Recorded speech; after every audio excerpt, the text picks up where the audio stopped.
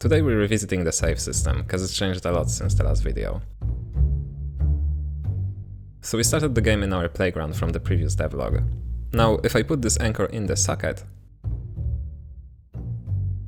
leave the scene, and then go back, you can see that everything has been saved.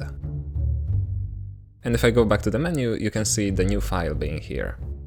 It shows that the game is 50% completed, and that's because the current algorithm is still really simple. It just takes the number of scenes that the player has visited and divides it by the overall number of scenes. So if you remember, the playground consists of 4 levels, and we've visited 2 of them.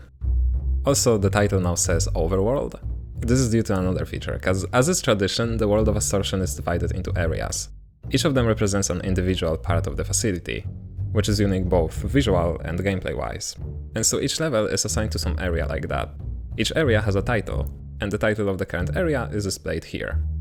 For the sake of presentation, I divided the playground into 2 areas, Overworld and Underground. So if I load the game and go down here, the first thing you're gonna see is that the title of this area shows up. Again, visuals are temporary, it will probably look different, but the point is that if you enter a new area, its title will show up. I'm gonna go to the right just to show you that it won't appear anymore, because it's still the same area. Another thing that you may have noticed is that anchors in a given area share the same color. This is another feature, each area defines its own palette. I'll talk about this more in the future, I implemented this just to check if the system allows for something like this.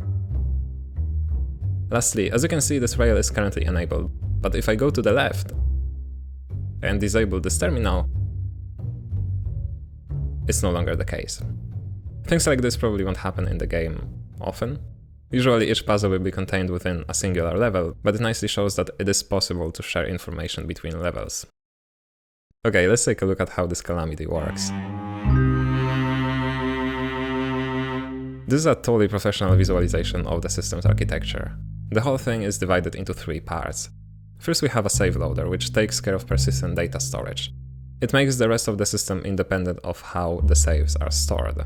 So they can be loaded from a hard drive, a database, a cloud, and so on. As long as I'm able to implement the iSave loader interface, it's probably gonna work. The second part is the save controller. It acts as a proxy between the save loader and the rest of the game. It also caches the data in the memory. I'll show you in just a second as to why. Lastly, the third part consists of save interpreters and save stores. They both provide object mappings, the difference being that interpreters live within the save controller, outside of a scene lifecycle, which gives them some more control. Stores, on the other hand, are created and registered by game objects during the awake phase. When it comes to the saves themselves, they're divided into chunks. Each chunk is a string-to-string dictionary with some unique ID. Interpreters and stores use chunks to save and load C# objects using JSON. Given how simple Astortion is, it may seem like I went a little overboard with this whole system. That's because I did, but also this system has nothing to do with Astortion. See, because of Reanimator, I now yield the power of packages. And boy oh boy, are they cool. So this save system is a standalone package that I can hopefully reuse in my future games, instead of reinventing the wheel each time. That's why this whole thing may seem a little bit abstract. With that being said, let's see how Astortion utilizes this save system. We can use the save editor to see this in action. It displays an inspector for each interpreter as well as the raw chunks that are currently kept in the memory. At any given moment we have access to 3 of them. One for storing the global data, one for the current area, and one for the current scene. We can take a look at the location interpreter. It takes care of the player's position in the world. It's integrated with the passage system from the previous devlog, so it can define that the player should start the game leaving a given passage, for example.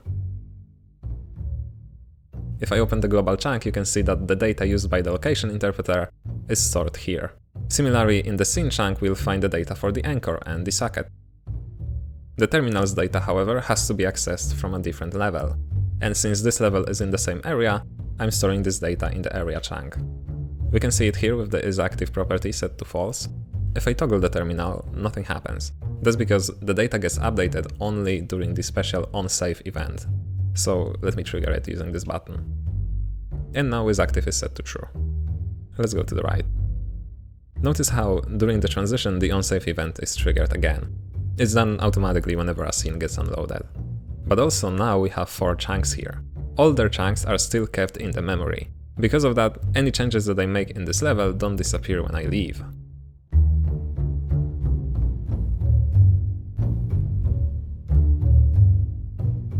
But if I reload the save, everything still gets reset.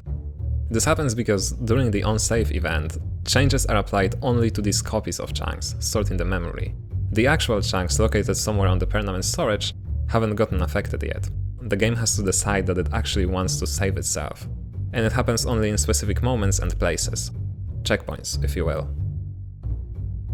But I can also force it using this button. As you can see, all the old chunks have disappeared because they've been saved and we no longer need them. And if I reload the game, everything gets back to how it was during the save.